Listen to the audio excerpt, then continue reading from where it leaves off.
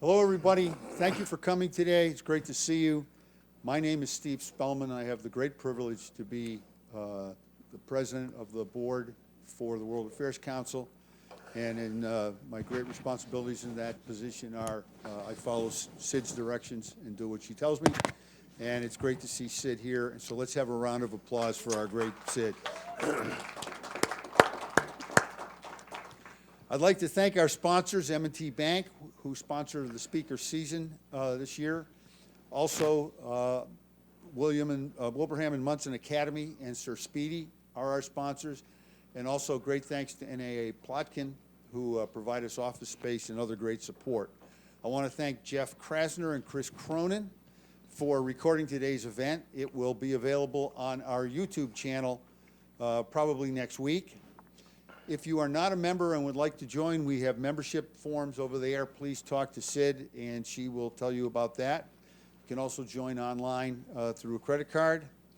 We are working to schedule more events this spring, and we'll send out information as soon as possible. If you are not on our email list, let Sid know, and she will add you to our email list so you can stay up to date on our activities. Today's speaker is Mr. Arthur House. He is the Chief Cybersecurity Risk Officer for the state of Connecticut, became that in 2016, after 4 years as the chairman of Connecticut's Public Utilities Regulatory Authority. He has a very, very deep background in national security, having served as Director of Communications in the Office of the Director of National Intelligence and as the Chief of the Communications Group for the National Geospatial Intelligence Agency, which is a combat support agency of the U.S. Department of Defense. As a White House Fellow, he served as a Special Projects Officer on the staff of the National Security Council. He is very much a part of the World Affairs Council network. He's currently the President of the Board of Directors of the World Affairs Council in Connecticut. Today, as you know, he will be speaking to us on foreign influence on U.S. elections. Please join me in welcoming Arthur House. Thank you. Yeah, thank you, Steve. We presidents of World Affairs Councils have to stick together, don't we? Good to see you all here. I also am a Sid fan, and I'm so glad to see her back and full of energy and running this group. Good for you, Sid. I also want to basically congratulate all of you, thank all of you for supporting the World Affairs Council. I don't know how many of you know, but they cropped up in the United States in the 1920s. Why? Because we had just had World War I. We had all this experience of the world to enforce peace, the League of Nations. The United States, having created that effort under Woodrow Wilson, decided not to join. And it looked like the world was going to hell again, and it did, to World War II. So there developed all across the United States World Affairs Councils, which were basically dedicated to the proposition that we are part of the world now. We need to know what's going on in the world. The United States could not be an isolationist country.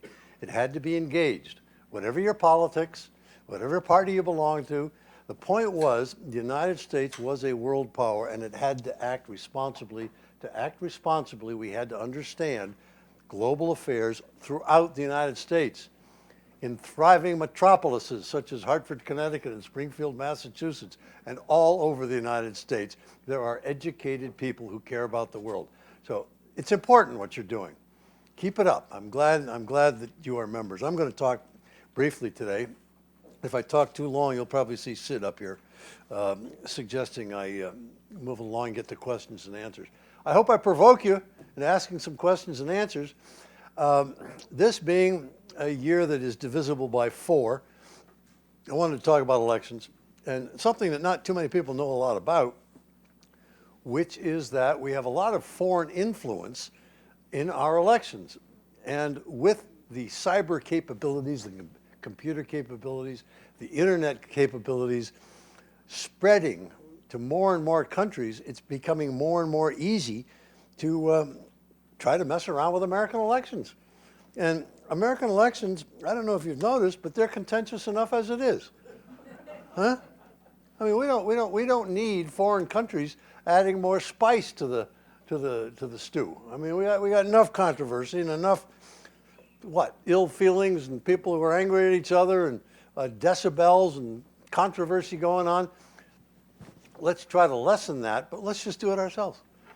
We can vote. Americans can vote. We don't need other countries telling us things that we don't want to know or telling us falsehoods. So, just very quickly here, one of the messing around in elections is universal. In fact, one of the very first covert operations after World War II, when we set up the National Security Council system, developed the CIA, was the Eisenhower administration was worried in the post-World War II world that Italy was becoming too close to becoming communist. And so we launched a covert operation to resist the rise of the Communist Party in Italy. And we messed around in their elections. So I'm not standing here saying, oh, we are pure as the driven snow here in the United States. No, people have messed around in elections in the past. And we have done some of that too. It's time to recognize what the global danger of it is, though.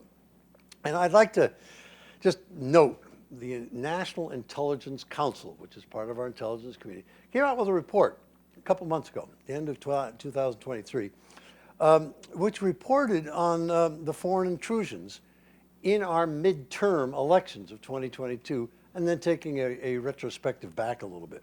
Now, let me distinguish right away between foreign interference and foreign influence. Foreign interference is meant to be messing around with a voting machine. So you can actually go in and change the tally. It's extremely difficult to do. It's hard to change voting tallies. Why? We have 50 states. We have 50 different ways of tallying it. We have different companies. We have paper ballots. We have machine ballots. It's extremely difficult to get in and to change the tally. In other words, to interfere with the outcome of an election. Election influence is something else. And how's that done? Through the internet, through Facebook, through Twitter, through all these things which have now taken over people a little bit younger than I am, maybe a little bit younger than you are, who live on Facebook and Twitter and Instagram and so forth. And what has happened is that is thriving. That has become used extensively, and it's hard to tell. How do you know what influence these have? I'll give you some data in just a minute. But you start by recognizing we're a trusting, open country. We do not look upon people as suspiciously as they do in other countries. Why? We're relatively comfortable. We do not look at our next door neighbor as somebody who may come around at night and blow up our house. We do not look at our people of different education, religion, backgrounds as somebody who may kill us. That's the case in a lot of the world. A lot of the world is desperate. You do not trust other people. Americans are open and trusting.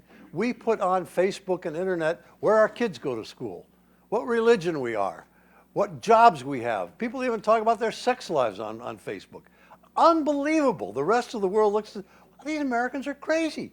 Why do they put so much personal information out there for everyone to see? They're making themselves vulnerable, and they trust what they read. Now, all this began back in 2008 when both the Chinese and the Russians got involved in our election with McCain and Obama. We found out we didn't have many good defenses about all this stuff. In 2015, the Democratic National Committee pre-convention had no serious cybersecurity defense program at all. No cyber culture, which is look out for these things. They call it cyber hygiene. Beware of this. Take care. Make sure that you have two-factor identification when you log on. Beware of what messages you're reading. There was no look out for phishing attacks and so forth. We didn't have that. We just did not have that at all politically. And the FBI discovered penetration of DNC, Democratic National Committee, computers that turned out to be from a Russian operation codenamed Cozy Bear. And also found that DNC did not have a security computer team back in 2015 to look out for this stuff. So we were wide open, literally wide open. We did not have defenses, and we did not have a culture to look out for these things. So the Russians went after personal accounts. especially the chairman of the DNC, a guy named Podesta, and they spear-phished him in March of 2016. Phishing is going after anybody. Hello, world. I am a Nigerian prince. I have $4 million. You've probably got this one. And I know that you're a wonderful citizen. And if you just send me your bank account and social security number and several other critical date of birth and $200,000 to get this started, I will share my money. What I'll do is I'll transfer it all to you, and you give $3 million of it back to me, and you can keep $1 million. Well, all right. Less than 0.1% believed that person, but that's all you needed. There's a couple of them. You made a lot of good. That's phishing. Spear phishing is going right after you. You. I want to know who you are. I want to know who your grandchildren are. I want to know where they go to school. I will send you messages saying, our church is having a picnic on Sunday. Can you come? Your grandchild is now on the soccer team. Would you like to help contribute to the soccer team's annual fund? In other words, going after an individual, spear phishing, not fishing as with a net. That's what that means. Okay. Russia developed a very sophisticated network, especially that of Yevgeny Prigozhin, you've probably heard of lately. He was head of the Wagner Group. Now, in 1981, he began 9 years in prison for armed robbery in Russia. Russian prisons are not nice places. He became a very, very tough guy. And Prigozhin became an oligarch. He had a yacht. He was worth over $3 billion, very close to Putin. And he created his own trolling farm, an internet group called the IRA, the Internet Research Agency.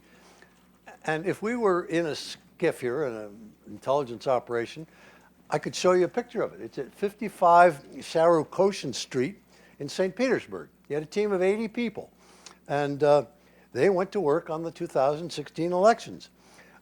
His Internet Research Agency, turns out, was Cozy Bear, the same operation that the FBI had been looking at.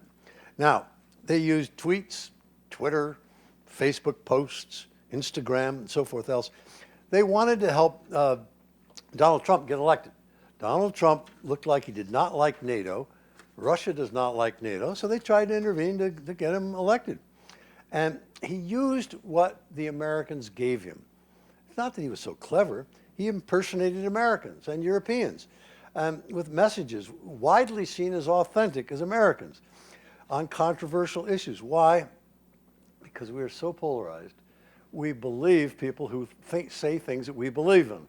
So if you're of one party and this person is touting that party line, may exaggerate it a little bit, throw some falsehoods, you tend to like that guy because he agrees. He's smart. He agrees with me.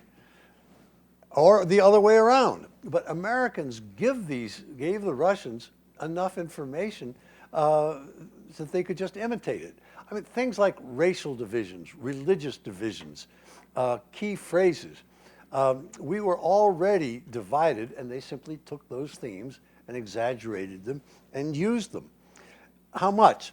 Well, from 2015 to 17, his trolls, Prigozhin's trolls, had up to 126 million Facebook posts and 288, twice as many, million Twitter impressions. Now, 139 million Americans voted in 2016. What was the effect? We don't know. We don't know. How can you tell what goes on in the mind of somebody? Did you change somebody's opinion? Did you reinforce it? Did they send it and like it and send it on to someone else? I mean, we can tell when a machine has been tampered with, a voting machine. What we don't know is what happened in the mind of someone who got a false story or who exaggerated their views and whether they passed it on. Now, Americans largely read and accepted what they wanted to believe. They accepted the person writing that message. They thought maybe it was Susan Johnson from Holyoke, which is what she claimed she was, when really it was Sergei Viktorovich from St. Petersburg, who was writing in fluent English. They didn't know the difference. They didn't question the difference. Now, Russians learn about purple states and swing states, and so they concentrated their efforts on Michigan and Wisconsin and Pennsylvania and so forth. And some of it was pretty blatant, such as one ad they ran had Satan, the devil, arm wrestling with Christ. And the caption underneath it said, the devil turns, is looking out at the population as he's arm wrestling with Jesus Christ. And the devil says, if I win, Hillary Clinton wins. In other words, Hillary Clinton is in league with Satan, the devil. That's the kind of, some of the most egregious stuff that went on. Now, all right, we got the election coming up, October of 2016. The Director of National Intelligence, Clapper, announced that the Russian government had directed the recent compromises of emails from U.S. persons and institutions. First time in United States history, the U.S. had accused a foreign power of seeking to manipulate our election on a broad scale. So the upshot was President Obama expelled 35 Russian intelligence agencies. They were called diplomats. Threw them out of the country. He closed their facilities, their recreation facilities in Maryland and New York, and closed the consulate in San Francisco. The point is, this was one of the more egregious cases. Iran was also involved. Cuba was also involved. China was also involved. But Russia has been the most colorful and explicit, the most aggressive. And well, it's hard to know exactly what effects all of this had. Unfortunately, the issue quickly became partisan. The U.S. concluded with high confidence that the Russians worked on the 2016 elections to get Trump elected. What's high confidence mean? Whenever you have, I come from the intelligence community, we say things. We believe this with low confidence, with high, middle confidence, probable confidence, high confidence. Low confidence means it looks like this took place. Everything seems to be, the preponderance of evidence is that this is the case, so we believe it. Mid-range confidence is, it really looks like it. We got some strong evidence here. Mid-level confidence. I mean, all the indications point, we got some hard facts. High confidence is the equivalent of the police saying, we think this person robbed this package store because when we walked into the package store, we saw this guy with a gun pointed to the head of the proprietor taking money out of the cash register, and it's also recorded on the closed-circuit television. So we think with high confidence it took place, meaning we know damn well it took place. There's no question about it. The intelligence community decided with high confidence that the Russians had engaged in this. Trump resisted it, obviously. If you're suggesting the Russians influenced the election, that may suggest that he did not win the election in 2016. He did not want the suggestion out there that something other than his own candidacy had won the elections. Now, what happened then was Putin very famously, after the election, met in Helsinki with Trump. Right? And he came out of the meeting and Trump announced, I talked to this about, he was asked by the media, did you talk to him about the elections? He said, yeah, I did. He said he had nothing to do with it. And the media said, yeah, but your own intelligence community concluded with high confidence that the Russians were engaged. And Trump's quote was, he said he denied involvement, and I see no reason to doubt him. Well, immediately what you had was, that's a hurry up, right? No. Oh, okay. Okay, all right, you enjoy your sandwich then.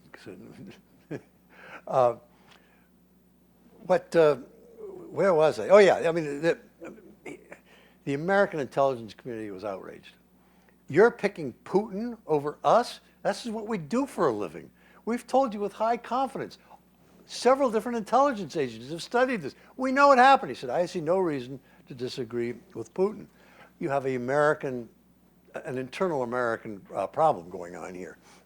Okay, the intelligence officials claims to the contrary. Now, in 2020, you had the 2020 election had far less direct interference than 2016.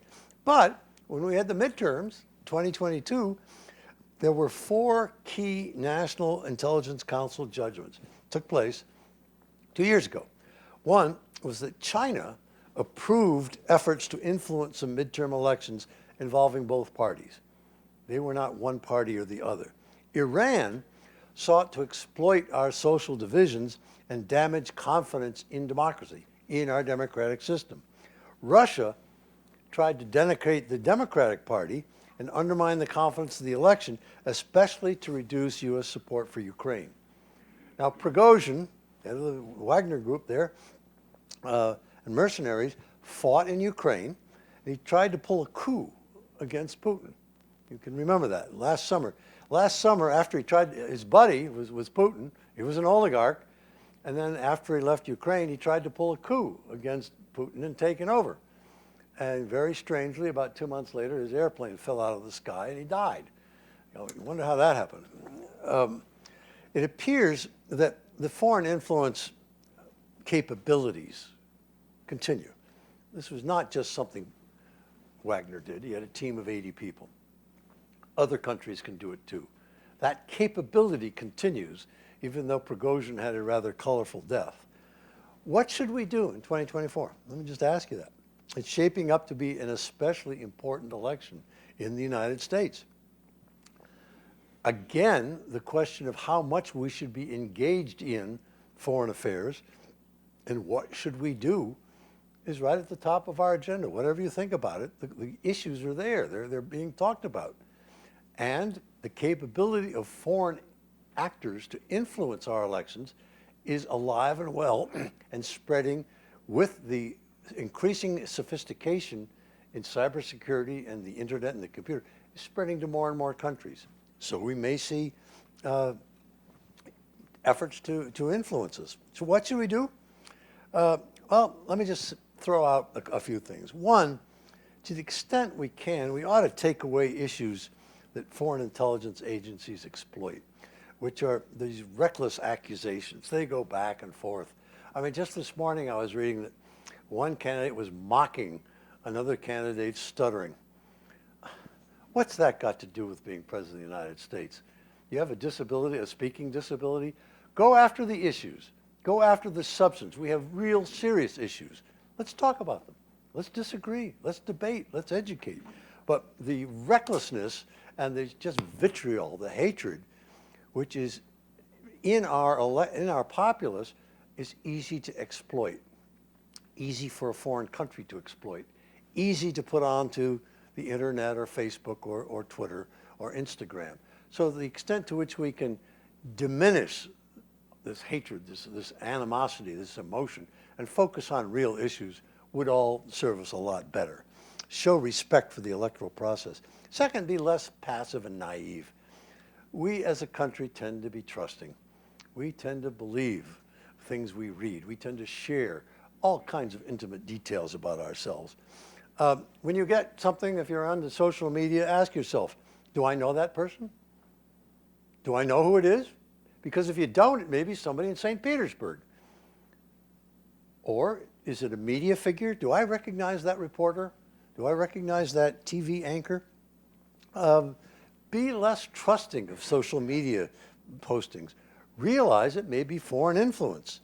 Realize that our elections are under attack and do some due diligence before you believe things, and certainly before you pass them on to all your buddies as being, look at this viewpoint, isn't this great?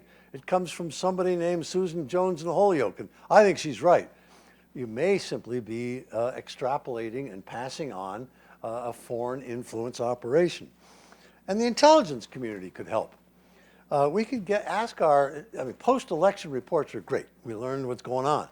But some real-time help, immediate revelations might also offer deterrence to the perpetrators and a perspective to the voter. In other words, if they were to say, the intelligence agency, we know that a foreign power has put out this ad that has this wrestling match between Christ and Satan going on, people would know. It's just to take an exact, concrete example, people would know that our intelligence agencies had picked that up as a foreign influence. They could tell us of other kinds of things as well, so that we'll know explicitly when we have foreign influence. So intelligence threats and nefarious use of the internet are a clear and present danger. The American voter needs to be vigilant. Why does the American voter need to be vigilant? Let me just say two simple reasons. One, to strengthen democracy, to preserve democracy, to use democracy as our system. And second, as members of the World Affairs Council, we are committed to having the United States play a positive role in the world, knowing about what goes on in the rest of the world, being as positive and supportive as we can for international efforts for communication and understanding. And to do that, we need honest and direct communications. Okay? I'm very biased. I think that you guys belong to a terrific organization and that you're doing good stuff. And thank you for allowing me to come up north a little bit, not too far north. I live right next to the border on the other side there, and share some thoughts with you today. I congratulate you on holding this organization together strongly, and I wish you the best in the future. And before Sid had to come up and wander around up here and tap me on the shoulder, can I take some questions and answers now? Yeah, you've got 20 minutes. 20 minutes. I hope there are a lot of them. So I would like you to talk a little bit about advances in artificial intelligence, AI, and how that is impacting things. Because when we look at someone who may look familiar and be somebody that we would want to trust, it may not be that person. Did any of you see Forrest Gump, the movie? Do you remember when Forrest Gump is in the White House because he's a football star and John Kennedy is president? And he drinks a bunch of Coca-Colas and this and that, and he starts around and he says to the President Kennedy, "I gotta pee." And Kennedy says with a Kennedy accent, "I believe this gentleman over here needs to pee." In Kennedy's accent. That was artificial intelligence. That was somebody extrapolating President Kennedy's voice for a ridiculous situation that Forrest Gump had to find the men's room. That was artificial intelligence. That's what it was. It can be very dangerous. What you could have, just for example, suppose you had in late October somebody come on and paste on the Facebook, and then it gets all over the place. It goes viral. Either Biden or Trump saying something really, really egregiously obnoxious. Pick your own subject. I don't know, whatever. I mean, Biden coming on saying it's time to drop a nuclear weapon on Gaza or Israel. I've had enough of this stuff.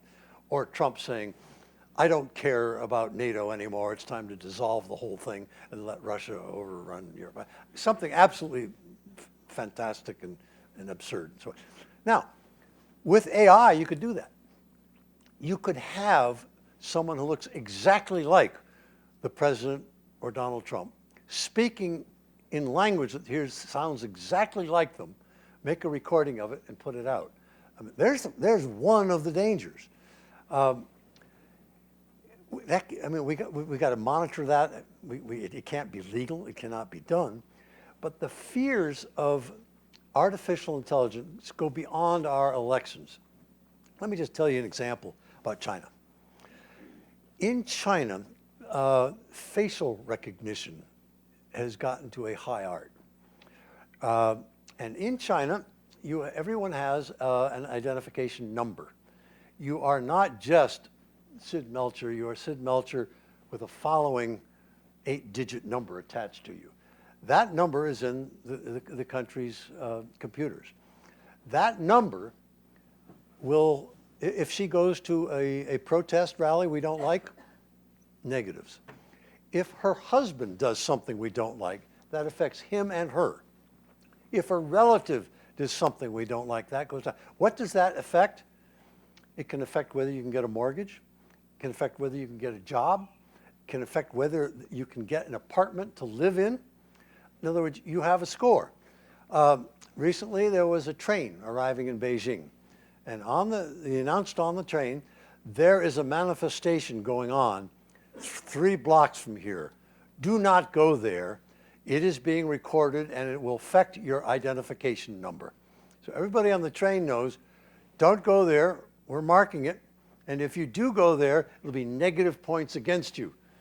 And that could mean everything from your kid not getting into a school to all the other things I mentioned. Now, how do they know? There are millions, some say up to 500 million cameras in China, and they're not hidden. They're not only on street corners in major cities, they're in the middle of the block. They don't hide them. There's no effort to make these a secret thing that look like a transformer or something. These are cameras focused right. They want you to know that they are looking at you. And as you walk along, even if you're wearing sunglasses, they know who it is. And it's absolutely frightening. So they know, why did you not go to work today? Were you somewhere where you weren't supposed to be? Were you in some nefarious activity that is against the state? They know who and what you're doing. The BBC did a little feature on this, talked to the Communist Party, and they decided to do an experiment. The Chinese are very proud that they can track people right away. And so they said to the BBC said, we would like to release one of our reporters onto the streets and see if you can find him. And they said, fine, take a picture of him. So they took the pictures of this guy. Now, admittedly, he looked like you and me. He was not a Chinese, ethnically Chinese, but it's a city of over 20 million people, for heaven's sakes. I mean, yeah. So he disappeared into the city, and at an agreed time, he surfaced. He went out in the street and started walking around. The Chinese found him in 7 minutes. 7 minutes. Now, to get back to your artificial intelligence, this is the cutting edge. It does all kinds of remarkable, wonderful things. It also invades privacy in a remarkable way. It is politically dangerous. It can restrict our political freedoms. It may allow us to find a cure for cancer.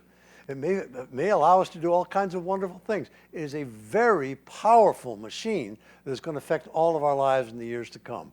We need to care about it, just as you do, but we also have to watch the way it is used. I guess semi-retired. I teach and I'm on some boards and stuff, but I'm an adjunct professor at the University of Connecticut.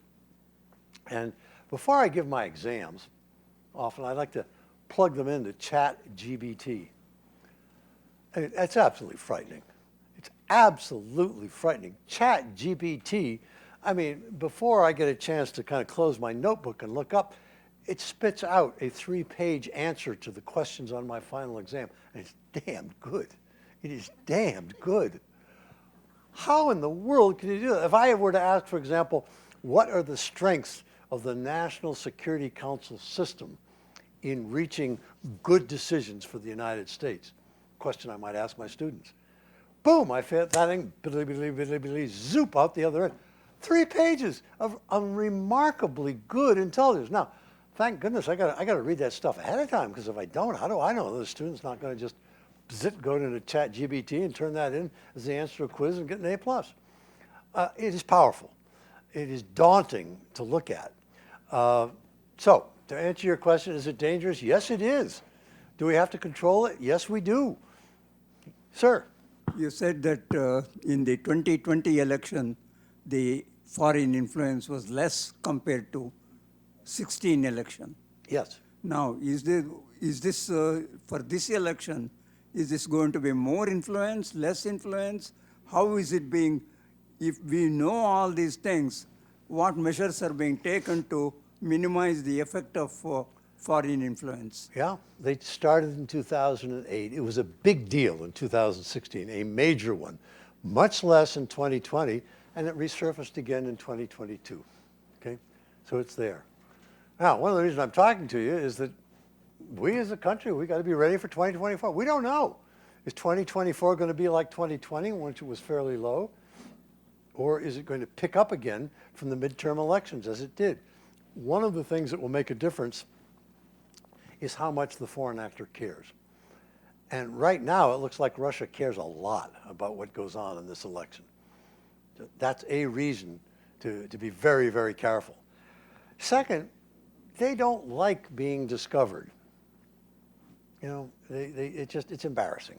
I mean, one of the things the United States has started to do, which I applaud, is to use our intelligence proactively.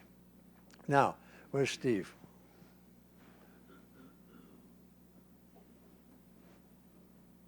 Steve. Oh, okay.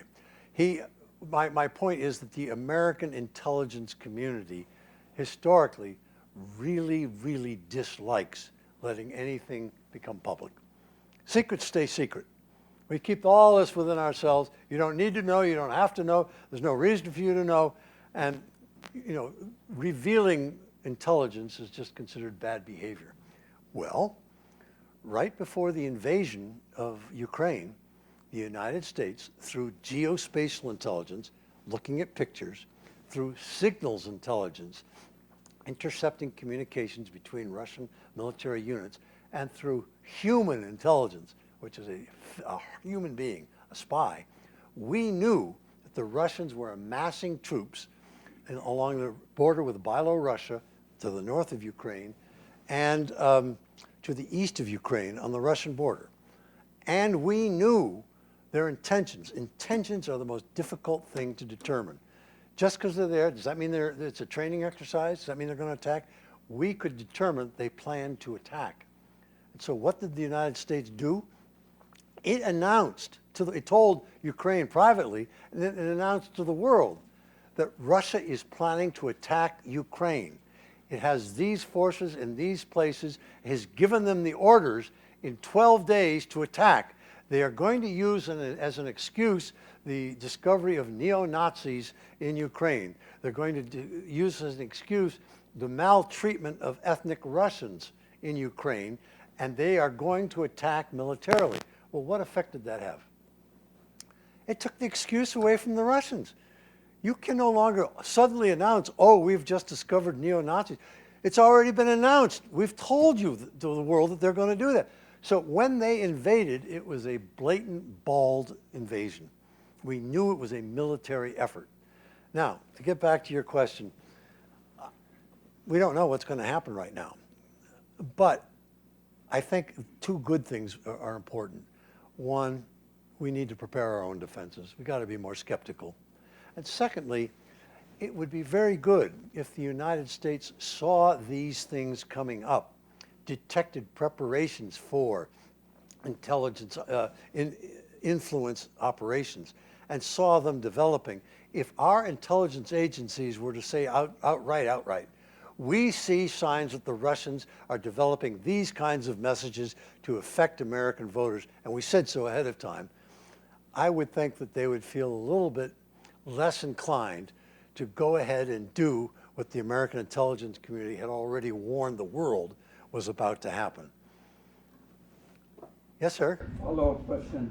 Shouldn't the social media doing more of kind of changing or censoring some of these false information? Yeah. Well, let me ask you a question back. What is social media? Is it like the telegraph, like the telephone, or like a newspaper? A telegraph, a telephone, you say any damn thing you want. You want to use swear words, you want to use off-color language, you want to insult somebody, do anything you want over the telephone. Right? Telegraph, you send a telegraph, the telegraph agency doesn't care what's in it. You could say all kinds of, whatever you want. It's yours to say. Is that what social media is? Or social media like a newspaper, where there's certain words you can't put in. There's certain unfounded accusations that you can't put in. In other words, you cannot say the sky is falling unless you have some realization that there are clouds that are coming down to the earth. That is our debate. So to answer your question, what is the role of social media? We in the United States have not decided what social media is.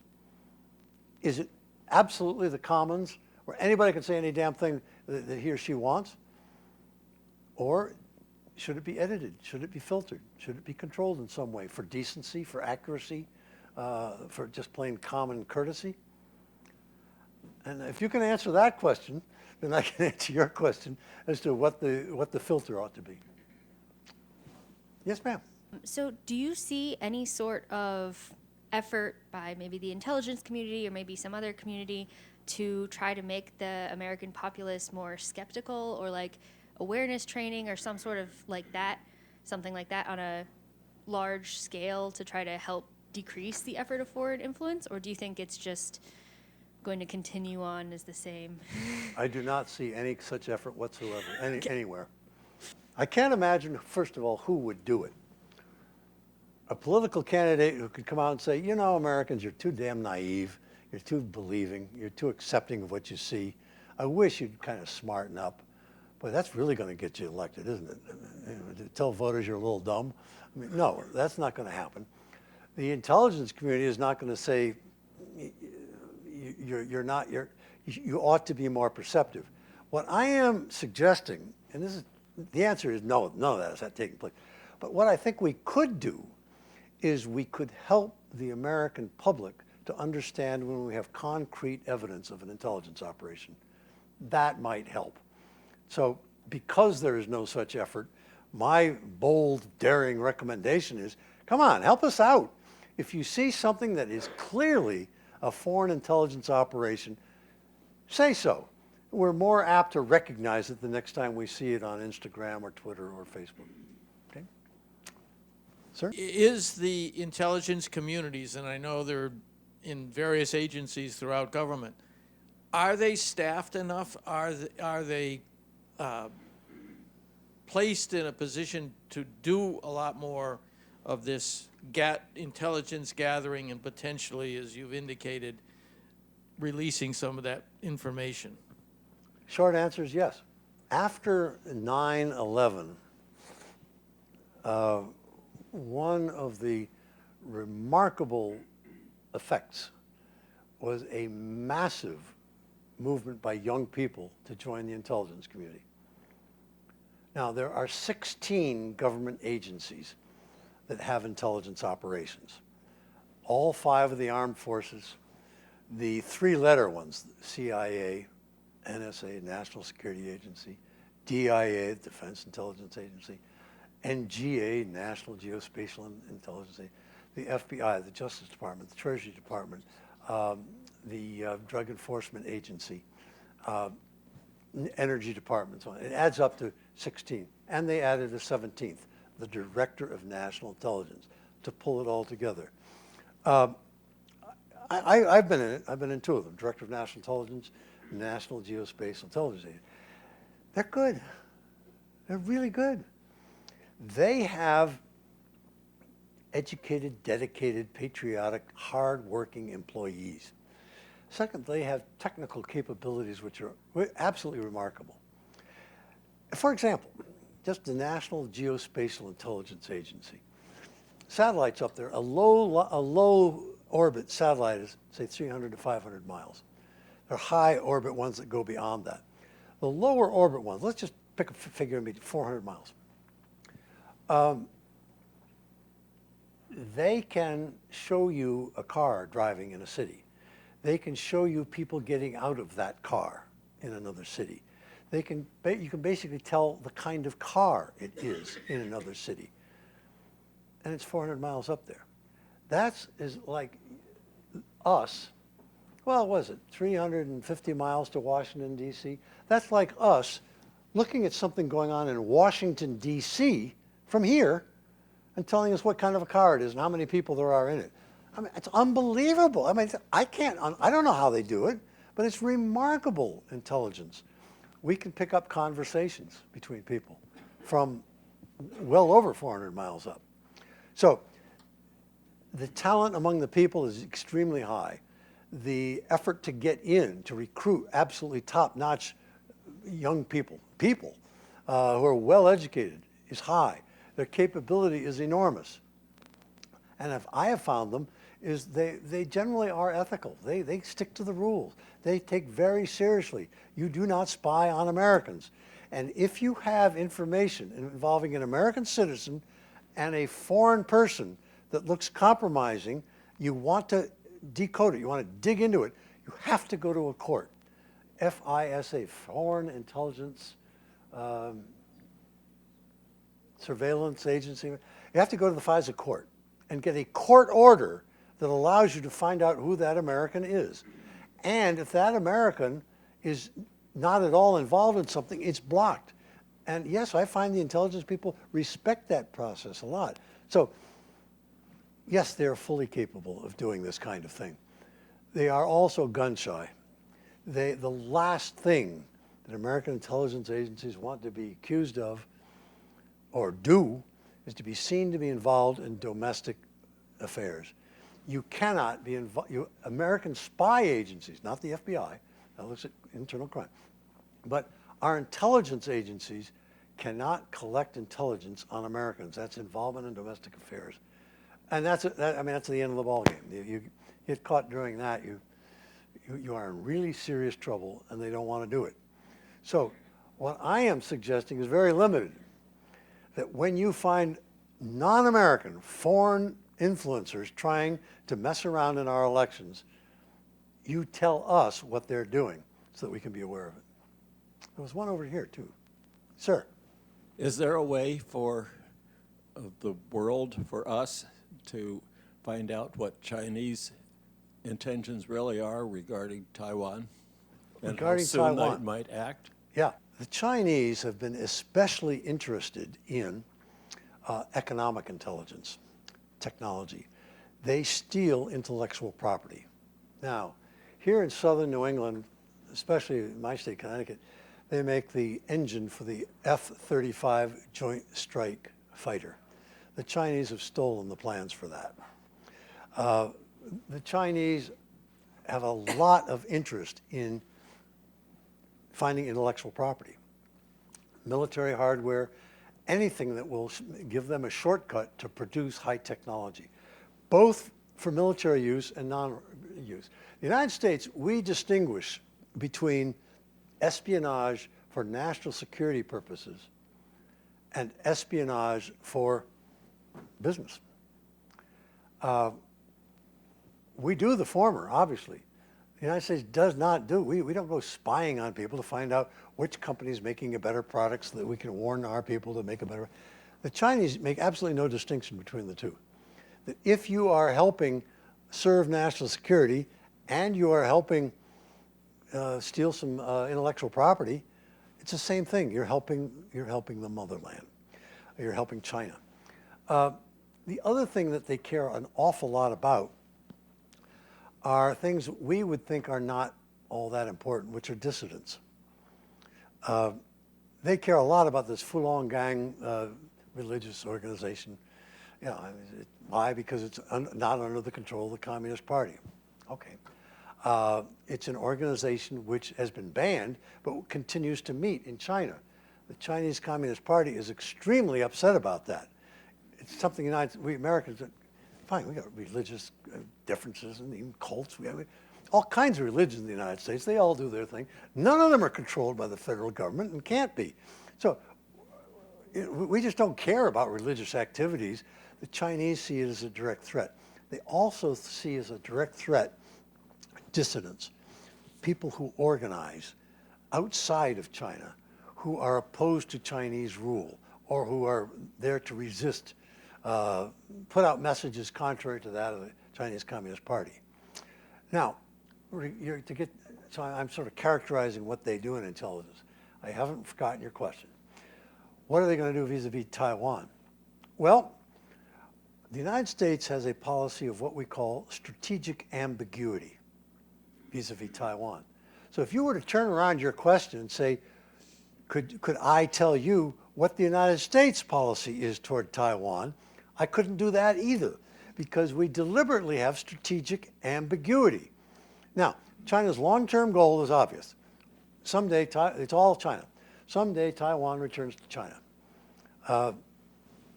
When you have a few tens of millions of Taiwanese, every year they do very extensive gaming. Every conceivable way China could attack them. They bring the Americans over there. They do critiques of it. They have Air Force exercises, Navy exercises, military exercises on the island. They look at every possible conceivable way the Chinese could attack them to try to decide how best they can defend themselves. The United States has told China, we do not believe that you should forcefully take over Taiwan. We understand one China, and eventually you believe it should belong to you. But we are opposed, And we will defend China if you forcefully try to attack it to take it over. Now, so a lot of the answer to your question depends on what Taiwan does. If Taiwan were to do absolutely nothing provocative, I'm just taking two hypothetical cases, and all of a sudden there were a Chinese attack to try to take it over militarily, yes, I think you'd see a very strong military response. You could see the start of a major war. The United States would defend Taiwan against an unprovoked effort from China to take it over. That is a hot point of the world right now. Let's take another hypothetical situation. If the Taiwanese started saying, you know, we got pretty strong military forces here. We got advanced American aircraft, we got advanced naval assets. We're in pretty good shape, and we're tired of the Chinese probing us and flying around us and everything. Let's shoot down some Chinese aircraft that are flying by, and let's torpedo a couple of those Navy ships out there, teach them a lesson. Stay the hell away from Taiwan. We're tired of you messing around. And so Taiwan were to launch shooting down of aircrafts, knocking off a couple of bombers, and shooting down some naval ships just to teach China a lesson. I would think the American response would say, you guys are nuts. You're looking for a war. I'm not sure we're so enthusiastic about coming in here to back you guys up. You want a war, you got a war. So that's the strategic ambiguity that the United States has. China has set its goal to return Taiwan by 2030. We could have an armed conflict. If they came in, China and Taiwan did not provoke by aggressive action Chinese countermeasures, and the Chinese were just out and out to attack Taiwan, then I think, yes, you would see an American response. I don't know what their intentions are, but I think, judging from what our intelligence agencies say, they don't either. So I can't give you an answer to something that they themselves haven't described. What are we doing, Sid? We getting ready to wrap it up? Moving towards you. You're moving toward me. Moving towards you. So I hug you, or what do we do? You could hug me. Oh, okay, very good, good, good. You all know my friend Sid. So thank you all. Thank you, Art. Thank you. Thank you. Wait, I have a present for you. Oh, So some of you know that Art was our virtual annual meeting speaker in 2023. And so I have a gift for you because you were our annual meeting speaker, which is a candle from Prosperity Candle, which are thank you. put That's great. together by refugees in East Hampton, Massachusetts, so a very international and local organization. Thank you. And I also have a copy of Right Across the World by John Pfeffer about the global networking of the far right and left response. Oh, thank you. You're welcome. And I have Art is, so in 2022, which was not quite all that far outside of the pandemic, I was not sure if our annual meeting speaker was going to make it to our event. It wasn't really confirmed. And I called Megan Torrey, who's the CEO and president of the World Affairs Council of Connecticut, and I said, if I asked Art House on very short notice, do you think he might show up? And she said, I think he would. And I called him and I said, she might come, but are you available on this date if she doesn't? And he said, yes, I am. So as an event organizer, that being able to call somebody under those circumstances and say, on very short notice, could you fill in, is really extraordinary. So thank you very much. Oh, thank you, Sid. We are partners. So thank you all for coming. As Steve said, we are in the process of putting together more speaker events for this spring, and I hope you'll watch your email for those. And I'd also personally like to say, as everybody knows, I'm moving towards the end of my cancer treatment, kind of, sort of, the aggressive stage of the treatment. And I so much appreciate all of the personal outreach I've received from so many people in this room and from our members in general. It's meant the world to me. So thank you.